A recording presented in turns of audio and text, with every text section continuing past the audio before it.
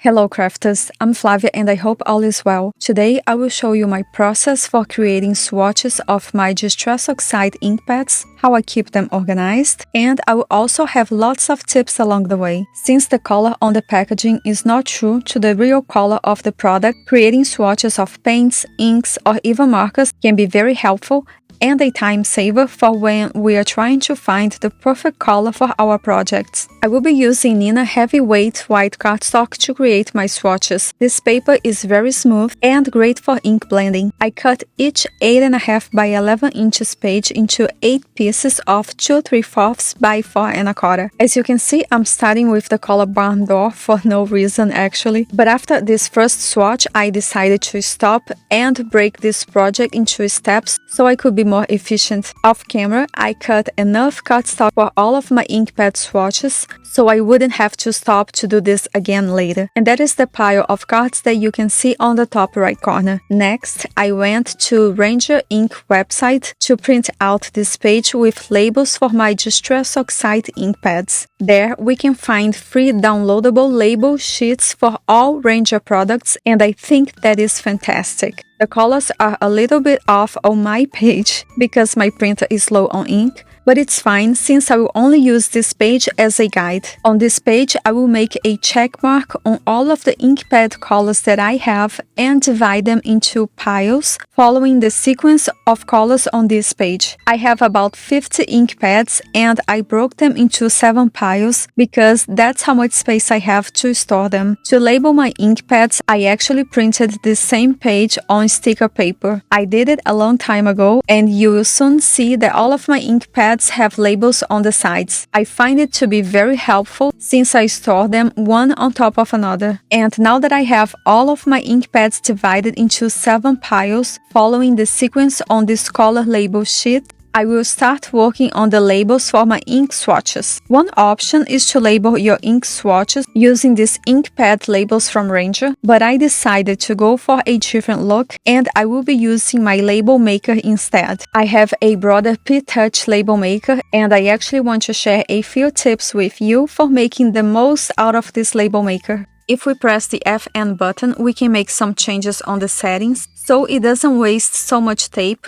which can be pricey by the way, and I will talk about it in a minute. Here we can change the size of the letters and I will choose small to save me some tape. We can use the arrows to the right and to the left to go through the options, and when we have the option that we want on display, we can go ahead and press the button OK to make that selection. Then I will press FN again and I will press the arrow to the right until I get to the option Margin. Once I have Margin on display, I can hit OK again to select it and use the arrow to the right to go through the options until I find Chain Print. Once I have Chain Print on display, I can hit OK again to select it. I always select Chain Print when I know I will be printing lots of labels at once. By selecting Chain Print, the machine will leave less space between the different labels, saving you a lot of tape. However, before you print your last label, you have to make sure you go back to Margins and change it to Narrow instead of Chain Print. If you forget and leave it on Chain Print, half of your last label will stay inside the label maker and you will end up cutting it in half because of that. Another trick for making this process faster is when you are done printing one label, instead of hitting the backspace button for deleting one letter at a time, we can press the button Clear. On display,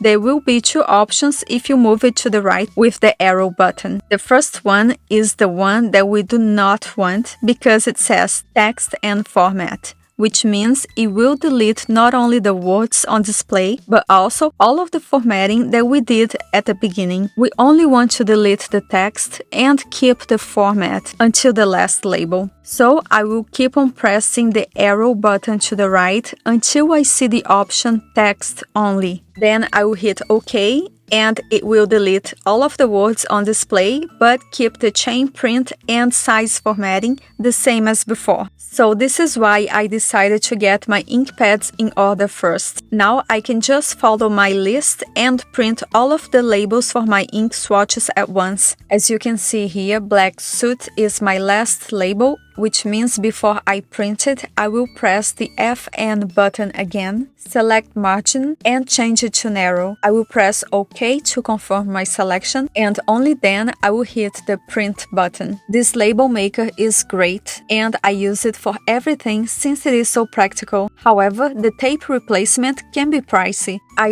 recently found and purchased a tape replacement for this label maker from Amazon. It is from a different maker, but compatible and good quality. I have only tried the clear tape and I'm very happy with the quality of the replacement tape. If you want to check it out, I will have the link in the description down below and over on my blog as well with more information. It comes in a pack of 4 label replacements, so it will last you a long time. And now that I have everything that I need organized and in the same sequence, I can go back to swatching all of my Distress Oxide ink pads. I will start with a very heavy amount of ink at the bottom and go lighter towards the top, or at least try to. I actually have one ink blending tool for each color of ink pad that I have, and that will definitely make this process faster. I decided to make this investment because I use Distress Oxide inks a lot, and that keeps me from wasting my time by having to clean them up every time I need to switch colors. However, know that the foam pads in these ink blending tools come off, and if you're just starting your Distress Oxide ink collection, one option is to buy just a couple of these tools and have one foam for each color. The foam pads are less expensive